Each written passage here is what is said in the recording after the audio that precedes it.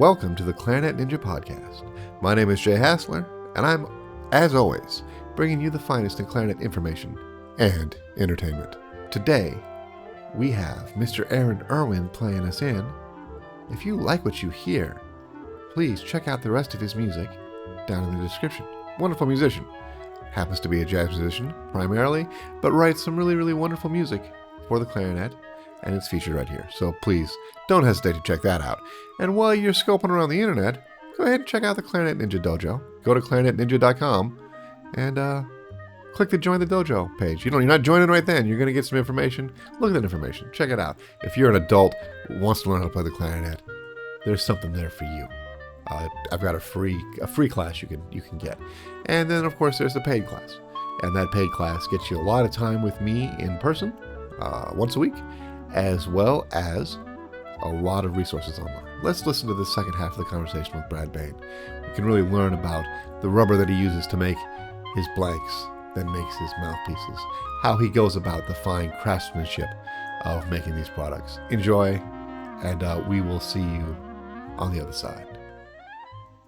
I'm going to pivot on the word relationship and talk about something different for a second. One of my favorite memories of the Denver convention, or the Clarinet convention, was when I was trying to get you to go do something with me, and you're like, well, I'm going over and I'm hanging out with some friends at an Airbnb, you should come. And then I was like, I don't know any of these people, and like I go immediately back to like a person with a lot of social anxiety, which I've gotten rid of mostly, but it can come back really big, and I'm like, to people I don't know. And then we went back and all your friends from college, basically, right? I mean, there's people that you've known for so many years, all sitting at the same table, having dinner, talking and laughing. Lee Levengood, I remember specifically, was there. Also somebody that makes mouthpieces that are great. And what struck me was how the clarinet and music brings everybody together in such long-lasting, supportive, wonderful relationships. And how it felt great to be like brought in, and nobody said, "Oh, why do you invite that guy?"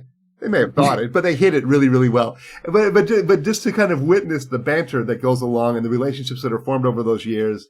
And like, I wonder, like, when you decided, okay, I'm going to start making mouthpieces, and then you're going to start making your own rubber. Did any of your friends from that period, maybe not the people that I'm talking about specifically, say, Brad's really lost it? That's great. That's crazy. No, I didn't get any negative feedback. I think that everybody was like, "Oh, that's fantastic! I'm really excited to try it." When you got it, because it at that point it just was completely uncharted territory. I mean, it had never been done, and but especially at that point, still there were a lot of people that really cherished those old antique mouthpieces from the mid-century and even before, the early 20th century. It was pretty well understood by my circle of friends that the old rubber, it was universally understood by that collection of friends that the old rubber was better. It wasn't just a belief that I had. It was understood to be fact by everybody I knew. Talking about this from somebody that plays, and you play, and the real thing, and I won't mention who it was. You could probably infer it from the conversation. I was talking to another really, really high-level mouthpiece maker, and we were talking about the mouthpieces that they made and what I wanted different. And their response was very honest, and I really appreciated it, which was, I don't feel comfortable making a mouthpiece like that because that's not a mouthpiece I would play. And I can't really feel comfortable setting it out in the world if it doesn't work for me. I'm curious to know, like, what your experience, because you and I play a pretty different setup in terms of reed strength and mouthpiece and whatnot. And you've made this mouthpiece that I love, which I don't think you would actually choose for yourself. And I'm wondering if you could just lend us some insight into what that experience is like, because I'm sure the first mouthpieces you made were mouthpieces that were essentially for you. For sure. Right. And so then how is it that you like go on the progression to make mouthpieces that aren't for you, like that you wouldn't choose for yourself? Well, I mean, there are limitations to how far I'll go. That said, I am open to explore what, like if Europe is 500 million people. If, half of that population is looking for something that's completely different, like thinking about the Dublin experience, Right. Dublin, Ireland is part of the EU, and there were a lot of European players there that they were playing on something crazy different than what I would do personally for, my preference. But I think, okay, well, that's a lot of people over there. Do I want to just exclude them from my vocabulary, or maybe learn what is the nugget of truth that we can both appreciate? Right. And so I took it as a learning, endeavor, a pursuit to try to find a way to both create something that they would like and that I would endorse as a maker. So I'm not going necessarily all the way. What I'm trying to do is make something that, if I'm making a mouthpiece that would serve a different player than the way I approach it, I'm going to try to make something that will serve them better, will give them a little extra stuff in the sound, and will give a little extra comfort in the experience, and give them a little bit more security in their response. Maybe they don't even know it at the beginning of the conversation, but by the end, they are relying on it and they're appreciative to have it. So I guess what I'm saying is I'm open-minded to learn, and I'm old enough and stubborn enough. I was going to say wise enough at first, but I didn't want to sound arrogant. So I'll say I'm stubborn enough to say, to have boundaries and say, no, that's not what I'm going to do. But, I'm so glad that I'm open enough to have added some options beyond my own personal ones to my business, because it broadens my reach and it expands my community of friends. I mean, every customer that I communicate with, I treat them as a friend, and they ultimately become friends because we have so much communication. And I love the fact that I have such a large network of people that I can call friends because of the business has introduced me to them. From the first conversation we ever had, I remember I was at my mom's house in Arizona, and I had emailed you to try and buy some of these reed cases before they came out so I could make a video when they came out. And you said, oh, just give me a call. And so, again, that's another moment you wouldn't hopefully know this. My social anxiety was like, oh, I'm going to call Brad Behn on the phone? He's famous. I don't know. I felt a lot of that. But then from the first moment we started talking, I felt like I'd known you my whole life. You do a very good job with that. And it's something that appears to be very natural for you. And it's very comforting, and it feels a lot of times, not so much with clarinet mouthpiece makers, but with saxophone mouthpiece makers, they're kind of frightening. But again, I don't want to call anybody out, but it feels like if you don't like what they make, they're going to be angry at you. Uh-huh. And I've never gotten even a shred of that from you. But I want to pivot to your non-mouthpiece products that are sitting here with me, and for the video part of this podcast, I'll put some things on the screen so people can see what I'm talking about. But these reed cases and what went into them, it's really, really amazing. When I think of people that have innovated something that is really different, I mean, I feel like your mouthpieces are different. They're made out of something different. They're different. But like you said, they're still, to somebody who doesn't know, and I would almost consider myself someone that doesn't know in terms of looking at something, at a mouthpiece. I can look at it and I can say, oh, that's got thin rails or not thin rails, or that's an open tip. But that's about as far as I can go. I can't look at it and tell anything else. But these reed cases are absolutely different than anything that came before it. And your barrels are also, they're different than anything I've ever had on my instrument or in my hand. And I'm curious to know, and I remember the thing I said to you, this has gotten all meandering, but the thing I said to you when we first talked was, I admire the fact that you have an idea and you actually do it. Because I've got lots of ideas. I've got the greatest clarinet case that's ever existed. It's right up here. I haven't ever built it, and I never will, because I don't follow through on things like that. That's what's amazing about my online program, is I followed through on it. I had an idea that I believed in, and I did it. I'm growing up. But my case is never going to get made. But when you were thinking about these reed cases, what prompted the initial idea, and how many iterations of this did you go through? Sometimes in life, you take advantage of a moment of inaction or bad opportunities. Basically, it was during the pandemic, and I had just hired an engineer to program and operate the CNC machines. And we had just purchased a new CAM software, the software that converts the digital picture on the computer into the tool pathways that run the CNC machines. And it's a very expensive software package that has a secondary software package that translates those tool pathways to the specific machine that we're operating. Those are called, it's sort of like a sub program. And those programs needed to be custom made by that software company for our machines. And we had about 6 weeks where we were sitting there waiting, because this was an all new reset for us. I got a new employee, a new software package, and I'm paying him all this money to sit on his butt and do nothing while we wait for the software to be made. And so he was great. He's like, well, what do we want to do? Let's design something. And I'm like, well, in the back of my head, I always wanted to make a clarinet case. This would be your opportunity, right? So I was like, I always wanted to make a better reed case. So all right, let's do it. And he's ready to program the digital. It's called a solid model, the digital picture of the reed case. And so I told him what I wanted to do, and he did it. And then we had a 3D printer.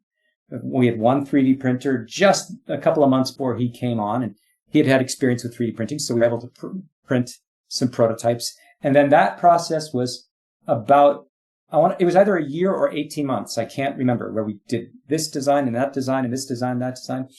And then at the Reno Clarinet Conference, I had some prototypes that I was actually using, and I had used these prototypes all the season, for the 9 months before that conference, just personally to make sure they're doing what they're going to do. And at that point, the machine shop was up and running, so he could do other things. But it was just that initial 6 weeks where we were down, we just dedicated towards this reed case project and some other things as well. And so it was the right time where our brains were on it and we were creative, and I was a smart enough reed maker and experience with clarinet, and I had my concept of what I wanted to do, and it was natural. These ideas just kept on coming. And, there were a lot of, the original design is very different than what we came up with, because it was an evolutionary process. And every step of the way, these new ideas improved it one more degree. In fact, I remember in February, about 3 years ago, is when I released the reed case at the TMEA conference. That was when I introduced it. And about a week before that conference, decided, this is too good of a thing. We should patent it. So I called the lawyer and no, you can't, we need to make sure that we get the patent application in before you start selling them, because, of the legality of it all. And so we hustled really fast to get all the drawings and everything, all the information, so she could get the patent pending stage of the application in before the conference. And then 2 days before the conference, I just woke up in the morning. My best thinking is when I'm laying in bed in the morning, not quite awake, and I thought, if I raise the reeds on rails, elevate the whole thing, the whole kit and caboodle above the flat, right, so that there's nothing that it can warp against. And so, redo everything, redo the drawings, resubmit to the lawyer, and then go. And so I had all of these reed cases that were made, these pocket 6 reed cases that were made without rails. And so we dropped the price by $10, sold those off, and then redesigned that, and then augmented with a whole bunch of other sizes. Since then, we had just clarinet cases at that time. We then added bass, clarinet, tenor saxophone, and then we added different size cases, that you could do 20 or 10 reeds or 6 reeds. And then we added alto saxophone, which are good with Leger reeds, the Euros, because they're kind of wide. And then we added contrabass baritone saxophone reed case sizes as well. So we're doing reed cases for bassoon, oboe, and all the single reed instruments with exception of bass saxophone. So we've got it all covered. I don't know. Maybe bass saxophone uses the same reed as a baritone. I don't know. I don't think so, but I've never played one, so I don't actually know. Yeah. But I would imagine that the bass saxophone reed case market is not huge. Okay. So you're probably not missing much in terms of... Probably not. Probably in terms of sales. You know, I feel the same thing about these reed cases. And these reed cases, I feel like, what a shame we ever had to live without this. Because, I mean, just to sort of put it all out there, like you've already kind of done it, but like, you know, with the Boveda humidity packs in there and the reeds on the rails, like the reeds just play better all the time. Like they're just better. They're not warped. And if I've got one of the ones that holds 20 in my hand, and then they move into the one that holds 10, and then they move into my case where I've got the pocket 10 and the 6, and so my reeds move from one place to the next without ever going through that. Like let's just say my reeds are really working for a long time, and the reeds that I loaded up in the first stage don't get used right away. They don't get that entirely dried out, you know, warped tip, you know, all that stuff. They're ready to go. They're in the same condition that I left them, and that's where I find the most benefit of this is. There's benefits everywhere about the reed cases, but when they're sitting at home waiting to be called up into the big leagues, they're more ready to go. And I find that I have more success working on the reeds because those reeds haven't dried out in the same way. They're much more stable, and I can just go with them, you know, and I don't have to worry, like, if I don't play through all these reeds, the set of reeds at home are going to get messed up. I'm going to have to throw those away, it's been a nice thing. It's saved a fortune for me in terms of having reeds that last longer, that work better. As you said before, your price point on them is higher than any other reed case, but I'm confident that over the course of a year, that money would be saved for anybody on the reeds that they don't have to buy because their reeds work better and they work longer. Done. And I think that's hard to factor in. I could never put an actual dollar amount on it, but I know it's true because I go through far less reeds now.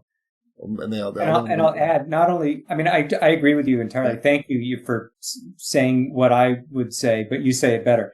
I'll add, not only are you going to end up saving money, and like basically the cost of the reed case comes from the savings of money, and then you're making money after that, right? To put it really cheesy together. You're going to have pockets full of cash before the end of the day. And then the other thing is, of course, the reeds play better. Right. Like the standard of performance has improved. I mean, it's a win-win. I think all the time with my reed case, gosh, I wish I had these things 30 years ago. I mean, how much better it would be. Also, like, you know, there are people that are always scraping the flat side of the reed. Right. I don't need to do that. I just put it in my reed case and let the reed case, you know, work it all out. I agree. Like, it's just everything about it is better. The reeds stay put. It's amazing. I want to talk about these barrels. Okay. Because, like, I always dreamed of a life where my barrel was pushed all the way in all the time. Because I think my clarinet plays better. And I don't know whether there's any scientific truth to it. It's just a strong feeling that I have. Barrel pushed all the way in, instrument plays better. But, of course, I'm a mile sharp when I do that on a traditional barrel. This barrel, I'm always pushed in all the way, and I can play whatever pitch I want. That's a miracle. And as far as I know, your barrels aren't the only ones that do that. But there is something about these barrels that is, and this is the magic part of it that you know about that I don't know about how they actually play on the inside. There's something going on the inside that makes them better than the other adjustable barrels that I've tried, which I can't even remember the name of, because I've got a Brad Behn barrel and I don't really care about other barrels. But it's just interesting to me, like, what a game changer that was. And particularly there's something about going over the break and just all the notes. But I feel like my long notes, you know, like my B's and C's in the middle of the staff, everything just sounds much more integrated tone wise. It's just a really fantastic thing to play on. And I can't imagine not having it at this point. My position on on any of your equipment hasn't changed. Normally, if I buy a new barrel, a year later, I'm like, maybe I should try new barrels, right? I mean, because that's always the cycle with equipment, right? You get a new mouthpiece, and then a couple years later, I should try something else. I mean, maybe I should, or with the barrels, and I've never even had 1 second of a thought about why I would want to play another barrel. And quite honestly, I haven't put another barrel on my instrument since I've had yours. I mean, I normally intend to goof around. So what happens if I do this? Nope, no goofing around. I'm solid. I got it. I'm happy. And that's something that I've never experienced with a product for the length of time that I have with your stuff. It's really, really exciting. And so just in terms of understanding your product line, I want to go back to the mouthpieces for a second. One of the people in my class plays on the Prescott version of your mouthpiece, that line. Can you tell us about the different, because you've got basically a student mouthpiece, and then that Prescott line of mouthpieces, and then a couple other lines of mouthpieces that I would characterize generally as like the top of the line professional mouthpieces. Can you just kind of take us through that real quick so everybody understands what's available? Sure. And if I could just really quickly, I agree with you that when the barrel is all the way in, when the clarinet is all the way assembled, the two big joints are assembled, I think it just resonates better. And so, for some reason, the manufacturers, Yamaha and Buffet for sure, and others, I'm pretty sure, they've created their instruments where the internal faces of the joints have a little bit of a gap when fully inserted. And so I built tuning rings. I call them acoustic tuning spacers. They're not just tuning rings, but they're meant to actually fill that gap. Like you can get the thinnest one will just fill the gap, even though you're all the way pushed in. You don't even notice that there's anything in there, but it actually fills the gap. And then boom, the instrument plays more resonant. There might be a little bit more resistance. Oddly enough, it adds a touch of resistance. And some people, maybe the makers are chasing freedom. I don't know why they put the gap there. But the same, so I then have a various spacer thicknesses to accommodate intonation from that point as well. So the same idea with the mouthpiece barrel connection and the barrel clarinet connection. I have those internal faces butt face. They're touching one another on purpose because it just resonates better. Same thing that you basically said. And then you just simply extend with the ring from there. But my idea is all the joints need to have butt face to face contact. I like the whole butt face idea. There's a like an engineer would describe two things coming together, butt joining. So I'm sort of mixing my analogies, and it's probably completely inappropriate for this conversation. No, I think it's delightful.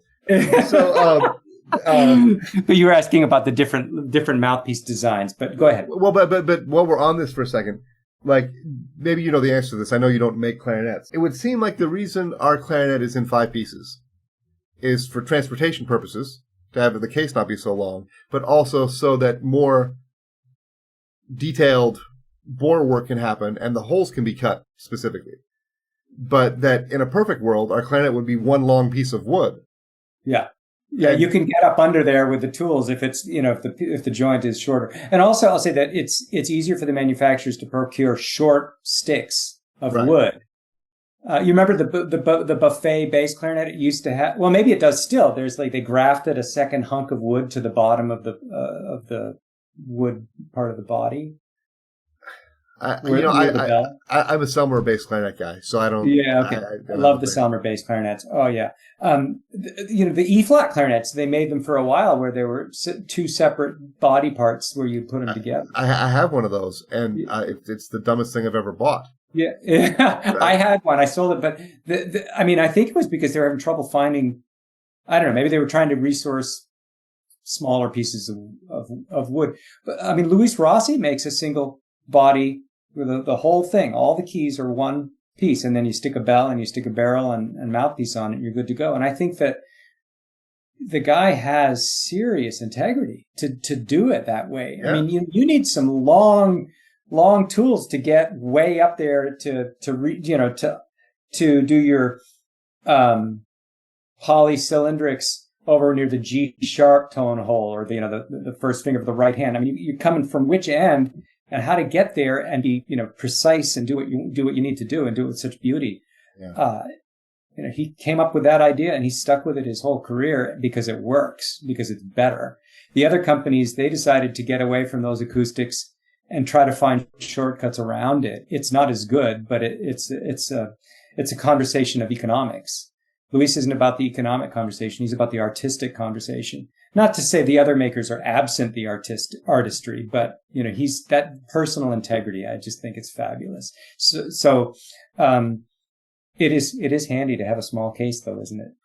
I know, right? I mean, I wouldn't want to carry on a case that long, all the time. That would bum me out. But true New Yorker. I know. Yeah. I just pull the suitcase out of my trunk and I wheel it to the orchestra. Yeah, no, I'm loaded up with bass clarinets and it's very interesting to me how I don't notice it all the time because it's just a part of my life, but how adept I am at getting places, like into a crowded train, to get my stuff off of my back without bumping into people, and get myself compacted down into a seat where I've got a bunch of instruments that are stacked up very specifically so that I'm only taking up a small footprint of what I'm really supposed to have on the train. because it can be really problematic. If you're carrying a bass clarinet on a crowded train on your back, you can't see what's going on, and people aren't used to that sort of thing on people's backs. It can be problematic. But so let's go back to the mouthpieces. Tell us about the mouthpieces and what the differences are in terms of. So first of all, all of my mouthpieces are always in a state of evolution. My flagship Epic mouthpiece is solid where it is. It's not going to change. But I've also got some other things like the one that you have that is different, that is not on the website, but so there's always a state of development and explorations. But starting from the lowest price, I have the Overture mouthpiece that's plastic. And then the next level up is the Prescott, which you mentioned. You have a student that's using. And that's made from our hard rubber material. We have two different hard rubber materials. Well, three. But that one's called Behn Rubber 2. And we CNC make those in our factory in Oklahoma from rubber rod. And the goal about Prescott is to make a professional level mouthpiece at a price point that the average player moving up from their first beginner mouthpiece can still swing. It's $200. Right. And it is highly competitive. I think it's superior to other mouthpieces that are, mass produced, that have a big stake in the market. It has more vibrancy. To be specific, what makes it better? It's a more vibrant, ringing, resonant sound. Coming in the future, I've got this whole exploration since last summer, right around the time that we got together in Dublin. I've been on a dark mouthpiece journey, and that's part of the influence from the Euros in Dublin. And I'll probably make a Prescott Dark as well, coming in this year. And so how is it less expensive? Well, I don't do as much of the hand process. It comes off the CNC machine, and I do a little bit of file work, deburring, and just making sure, and I play test it, and it's done. I may decide to face it if I feel like it would benefit from it, but I advertise it as it's a machine finished product. Right. And then from there we go up to the Sono mouthpiece, which is my mid-level. It's a professional art level product. And it gets more of my hand full service. Right. And then from there, my flagship lines, which are on the website Epic, and I have the Epic Dark, which is my new one, and the Epic model HCV. The HCV is the one that's been out since 2015, which is a very accurate copy of my old 1920s precious collector's item, pre-war era, golden era mouthpiece, whose name I don't want to say anymore, and I've been asked not to use that name because that name was taken by another maker, and they copyrighted it and disallowed the industry from using it. I know what you're talking about. Yeah.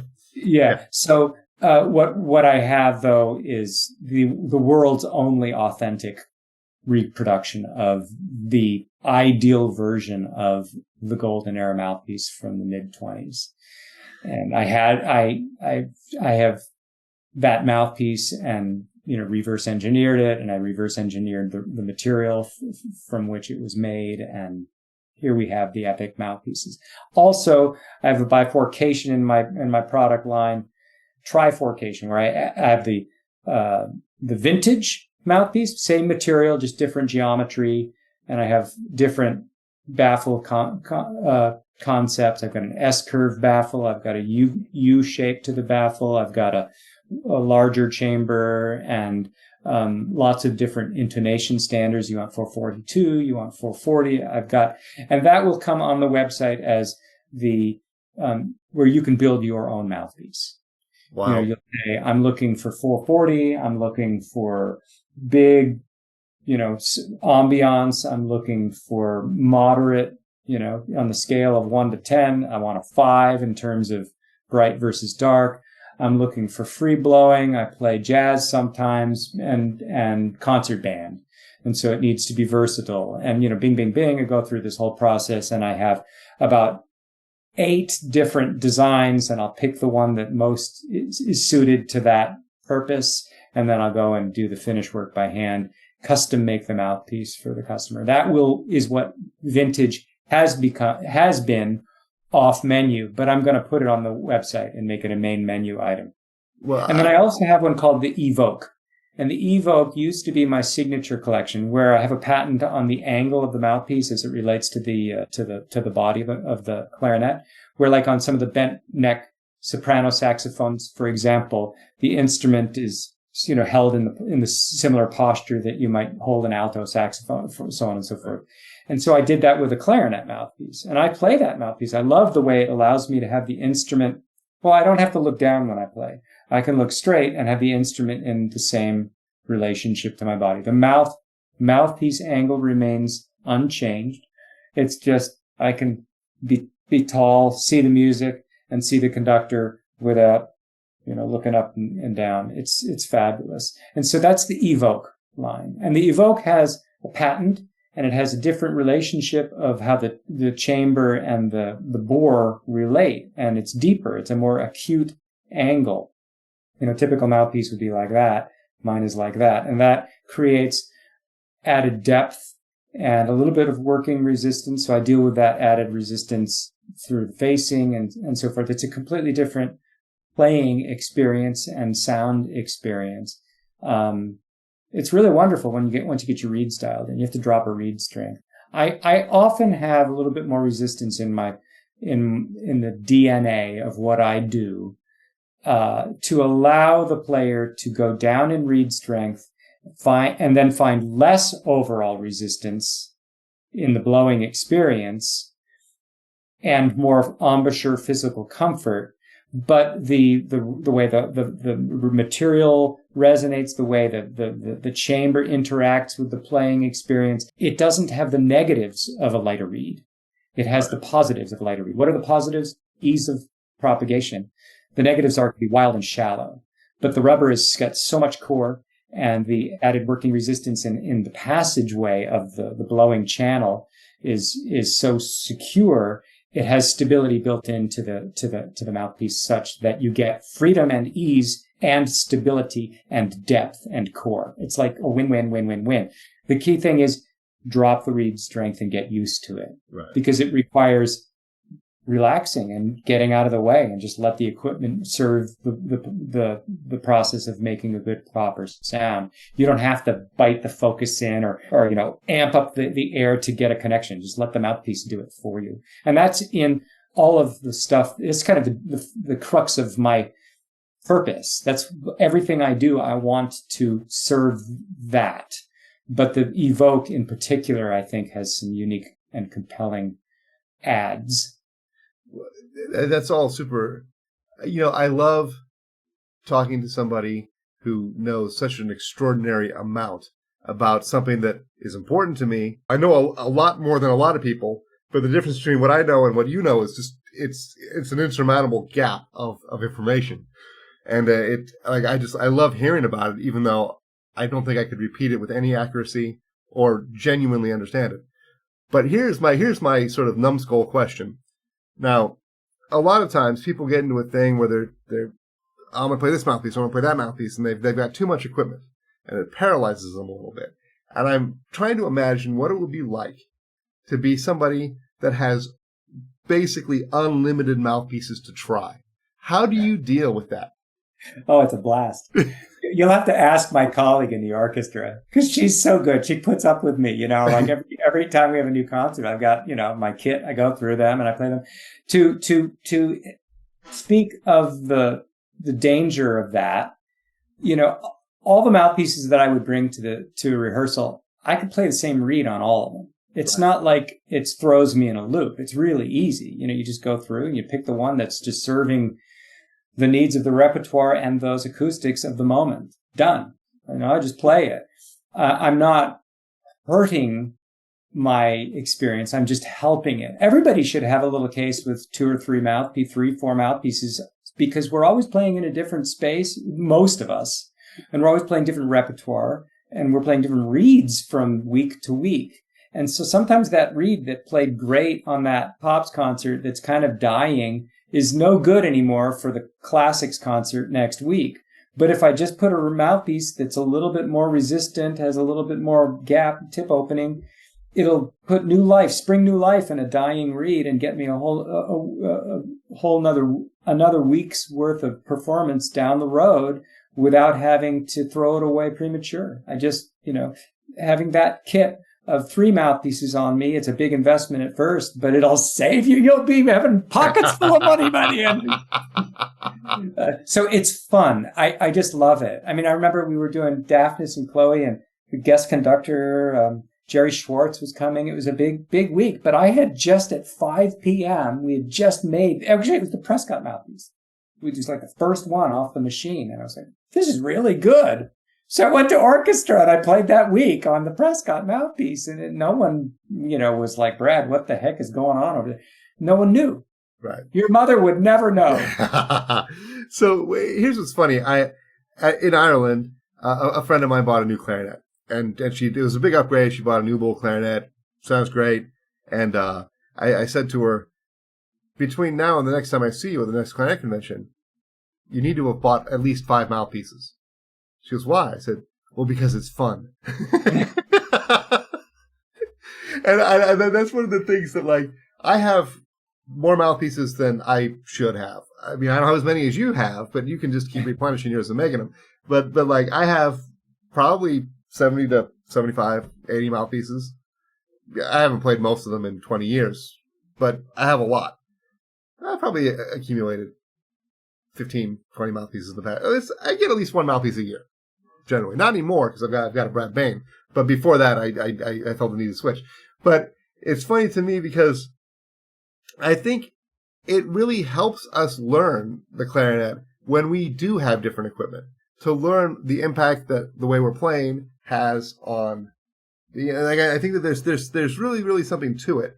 But also, it's a lot of fun to basically do like the clarinet version of heroin, which is, I've got this new equipment, and it's perfect, and I'm never going to need another one again. And to live in that space for a little while before you realize the high is gone, and,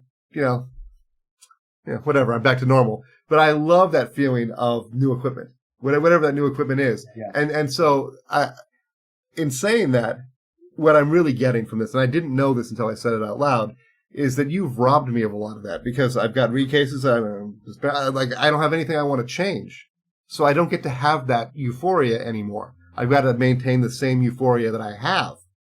So you've robbed me of this, Brad. No, I'm so sorry. You do have that 2-year journey. You're only 1 year.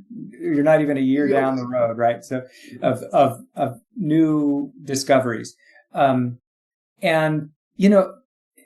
The thing about it is that the world that we live in as musicians, it's subtle, and I think there's an unending supply of subtleties that we can explore.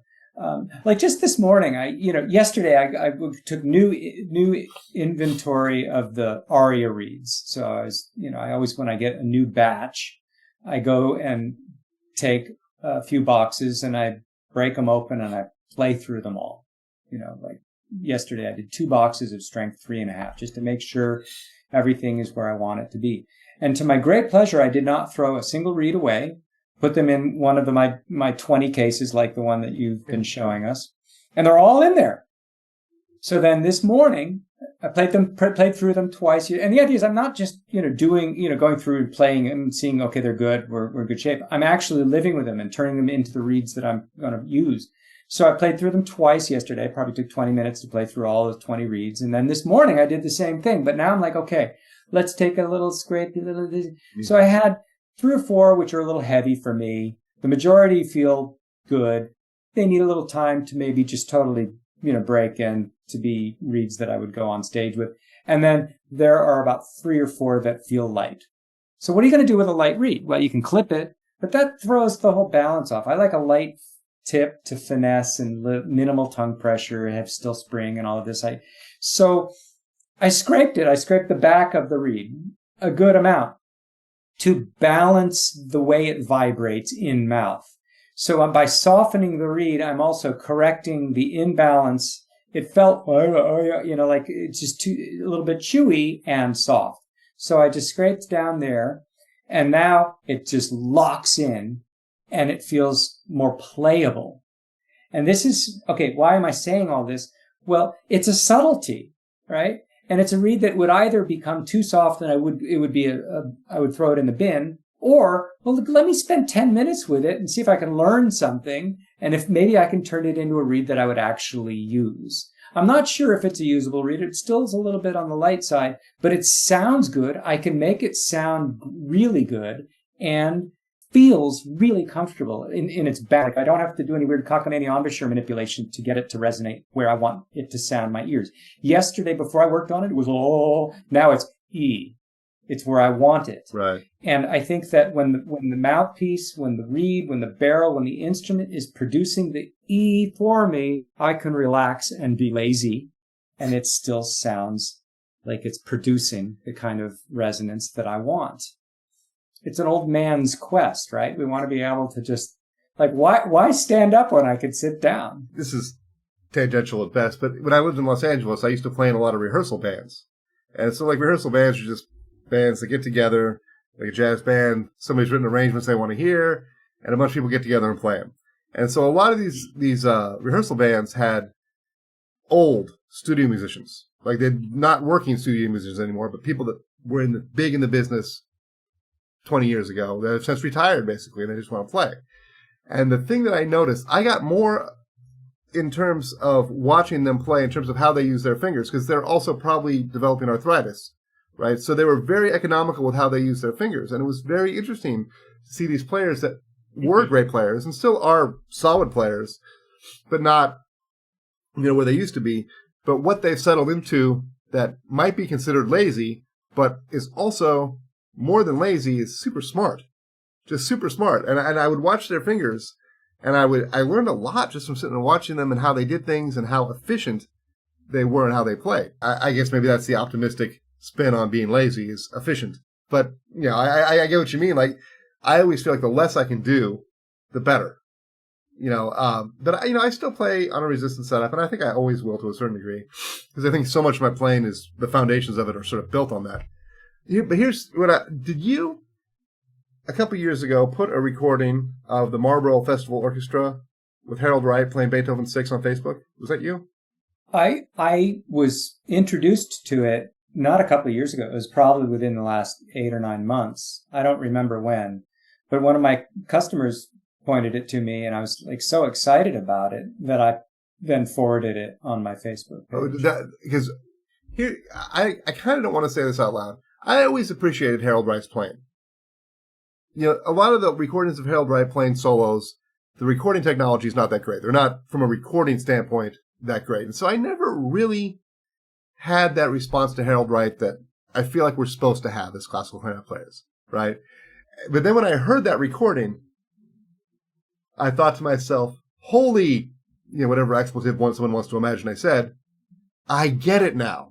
Because that playing was so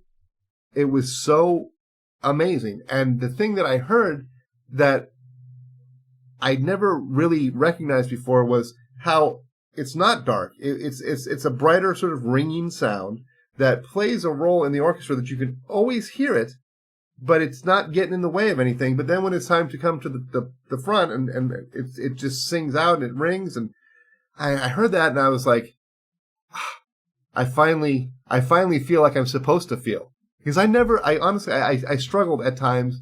Like, what's so great about this? Because I guess I never heard the Boston Symphony's recordings enough, and I certainly never heard that recording. It was really, really a game changer for me. I was really, really happy that you put that on Facebook, because I was like, what is that? And actually, I emailed the people at Marlboro to see if that could be a topic of conversation in this podcast. But they said, oh, you have to ask the recording company, and then, which I did, and they didn't respond to me. So I wanted to talk to you about it, because it was so, I don't want to say that, like, waking up and scrolling through Facebook changed my life, but it kind of did. Like, it was one of those things where I was like, oh my God. Thank you, Brad. That was amazing.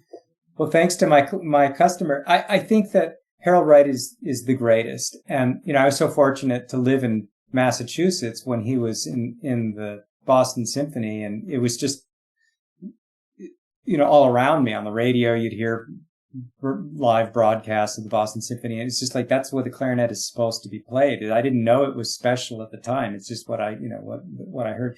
But then I learned over time that, this man was special, and he had an artistic approach, which was, so far beyond the instrument compared to what we typically hear, that it really transcended the clarinet. It was just solid resonance, and it was solid art.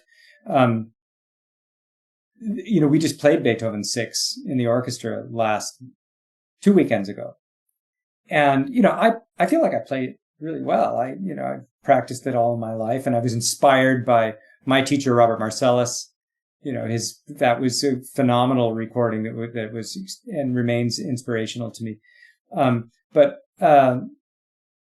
when it's go time and you're in the orchestra, that's a really fatiguing piece to play. 5 movements, you're going all the time. It's hard on the face. And then you have to put out these beautiful soloistic moments and, do a nice taper and secure, and, all of that. He just makes it sound so easy. And I think it is for him.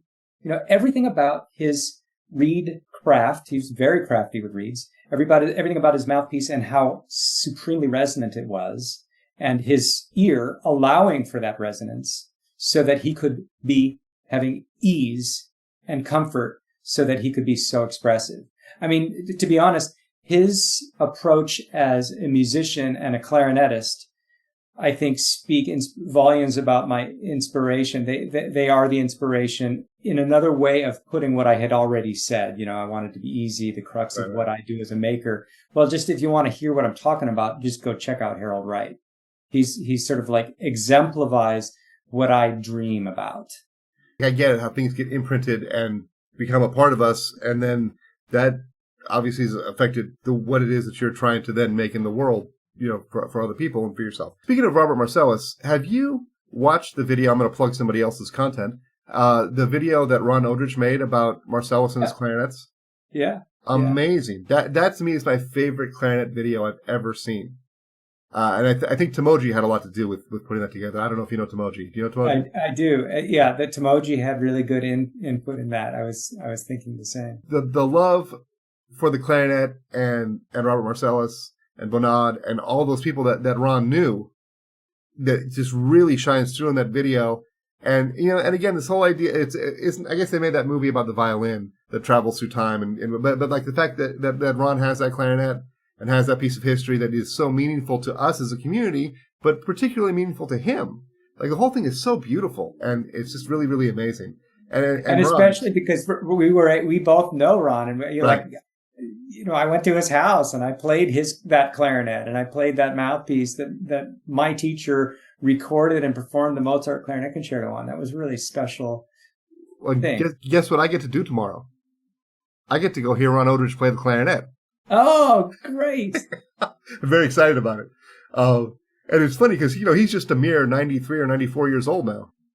It's amazing. He is in such good shape. I was just in Massachusetts last weekend visiting my 94-year-old mother. And, when you're that age, it's not insignificant. And to be moving around like he does and so active. Ron has been so kind to me. I spent a lot of hours talking to Ron on the phone a couple years ago just because, he found one of my YouTube videos and made a really insightful comment about it. We had a little back and forth. And then I learned that his sister-in-law lives 2 doors down from me. Oh, and wow. The other day, actually, I heard a knock on my door. And it was Ron, who was just kind of walking by going, it was really, really nice. I see him at the playground with his grandkids. Super, super nice. It's just, it's fascinating to me, like, what he's done and the elegance by which he's done it and just how he is incredibly active. One day I got a call from Ron. He goes, "Hey, do you have a piano?" I said, "No." He goes, "My neighbor's giving one away. Just pay to have it moved." So I've got a piano in my house because Ron thought of me and very nicely. Wow. It's super, super nice. Amelia's consistency with her piano practice is pretty bad, but maybe she'll get there with it. Maybe she'll get it. It is interesting to me to hear somebody who plays the clarinet in such a traditionally good way. Not to say jazz players don't, but he plays the clarinet as a classical player in a jazz style, and like Eddie Daniels does. And I don't know that I would classify Buddy DeFranco as doing that. I think he's still a little bit out of the thing, but I don't know. Maybe that's not fair. But so I'm excited. I get to hear. Check this weekend's big for me. I get to go hear Ron play on Friday. I get to teach my dojo class in the morning on Saturday. I'm going to go to the ICA Lunch and Learn with Kristen Denny Chambers. And then I'm going to hear Joanne Sternberg play the Copel Concerto. Oh, wow. Where's she playing it? Somewhere downtown. I've got to look up where I'm going. I don't know that yet. I mean, I looked at it, but I can't remember. But it's like a big clarinet weekend for me. I'm very, very excited about it. And the cool thing is because, we're both like old now, right? Every one of those people I'm personally friends with that you just mentioned. Right. It's not every day that you can have a conversation with somebody a couple of thousand miles away and we're talking about your own individual life. And I'm like, I know Ron, I know Kristen. Kristen's a former student of mine. Well, sort of. She used to live in Tulsa and I did too. And she's great. And Joanne is a friend from the industry. I've been to her, I've met her and stuff like that. But here's what I was going to say about Ron. Amelia and I used to go to the restaurant that he had a regular gig in his 90s at a restaurant around the corner because he lives in my neighborhood. And he would play every other Thursday. And so Amelia and I would go every other Thursday. And so here's this 6-year-old walking in because she wants to hear, when she says Ron and Roger, she's talking about Roger Rosenberg. I don't know if you know Roger, incredible saxophone player and clarinet player, but really, you play with Miles on the saxophone. Incredible. But both of those guys, when she would come in, they would walk up to our table and play a solo right to Amelia. And to Amelia, it was just Ron and Roger. That's how warm and kind and wonderful those guys, they would come over and talk to her and include her. It meant so much to me. And it's fun for me. There's a picture of my daughter with Ron, Roger, John Manassi, and Lauren Stallman. Because those guys had come up to hear the gig, and then there's me standing in the middle of them. And to her, these are just regular guys, just like normal people. And I'm like, you're surrounded by like sort of woodwind playing legends in that moment. And she has no idea. And one day she says, "Daddy, I've got to do something before we go hear Ron and Roger play tonight." I'm like, "Okay." And she sits down, "Take this with us." And I say, "What is it?" She goes, "It's a birthday card for Roger." I said, "How do you know it's Roger's birthday?" It's 2 days before mine. And so we get there and we sit at the table. She puts the card down and Roger's in the middle of playing a solo. She goes, "Can I give it to him now?" I'm like, "No, you can't give it to him right now." But it's just so great that here's Ron, got Marcellus's clarinet. I'm connected to him in that way, but also, he's so kind to my child, such an incredible person, and not to mention a world famous periodontist. He's written a book. It's really it's stunning stuff, and it's really humbling to me that I know you, I know Ron, I know Ricardo, I know Anthony McGill, I know these people, I know Evan Christopher. all these people that I hold up in such high esteem. And I think to myself, how did I get so lucky? You know, I can, maybe it wasn't luck. I mean, I worked really, really hard. I practiced really, really hard. I was pretty much nice to people when I met them. So I get it. But it's one of those things when, from a clarinet playing standpoint, I just think, well, how did this happen? I feel so lucky to live in a world where this is my life. It's really exciting. And I can't wait. I mean, let's plug the Clarinet Convention. The ICA Convention is mid-July 2025 in Fort Worth, Texas. Yes, sir. Yeah. Are you going to come? Oh, yeah. All right. Well, and I need to talk to you outside of this. I'm part of putting together a 1.5 day event. We're going to do Tuesday and the first half of Wednesday before the convention really gets going. A class for adult amateur players to come in. And part of what we're doing is hoping that there'll be enough vendors there before the convention starts that they can have some sort of access to the vendors, because the convention floor is overwhelming to people, period. But mostly, even more extremely crazy for someone that wants to try clarinets and try mouthpieces, but they don't know. They're used to their local music store that doesn't have much in it. And then all of a sudden they go in this room where every clarinet product in the entire world is there. And so we're trying to make it so that they can have insight into what to look for, what to find, how to pick things, and what to do. So between now and the next time we talk, think about what it is that you would feel is the most helpful to them, and what would be sort of like the best way, if you're interested in interfacing with them, what would be the most useful way to have the time and to spend the time, and what would work out best for you. Because that's something that, I mean, just to say, since we're talking to the world, I'm saying this to everybody that's a vendor, and I will be reaching out by email to everybody that's a vendor. But since we're talking, I wanted to get, I'm trying to refine the sense of what it is that is going to be most useful. Sure. I'll be happy to help out any way I can. Yeah. You know, so, are these younger players, did you say? No, these are adults. Adults, okay. Yeah, adults, you know, the standard sort of people coming back to playing the clarinet after 20 years, or have been playing recreationally since college, or starting up maybe for the first time. That's the target audience for this. So, but listen, Brad, I gotta run pick up the kiddo, so I've got to go. Okay. This has been amazing. Thank you for spending so much time with me. It's really, it's my pleasure. I could spend another 2 hours with you, easy. Well, you'll probably be invited to do so again, because I'm going to have podcast time to fill up. I'm going to need somebody to banter with. Right. So right. You're welcome to come back anytime. Call me anytime. I'm always here for you. And thanks so much for your kind endorsements too. It means a lot. Well, I mean, it's more true than kind as far as I'm concerned. So listen, man, I got to run. Thank you so much, and I'll be talking to you soon. I want to know more about the mouthpieces that you've made subsequent to the one that I'm playing on. I've got lots of questions for you. Lots of questions, but I'll give you a break for a couple of days since you spent so much time talking to me today. I look forward to it. Be well. All right, Brad. Thank you. All right, man. Bye. Bye. So that's my conversation with Brad Behn. Thank you, Brad, for stopping in and sharing your knowledge and your joy for the clarinet with me and the audience here. We will see you next time on the Clarinet Ninja Dojo. Before you go, don't forget to rate, review, like, subscribe, depending on what platform you are on, so that this can get spread to more people. I'd love it if more people were able to hear this. And there you go. And when you're done with that, go ahead and check out clarinetninja.com, Clarinet Ninja Dojo. I'd love to see you there. Until next time, practice hard.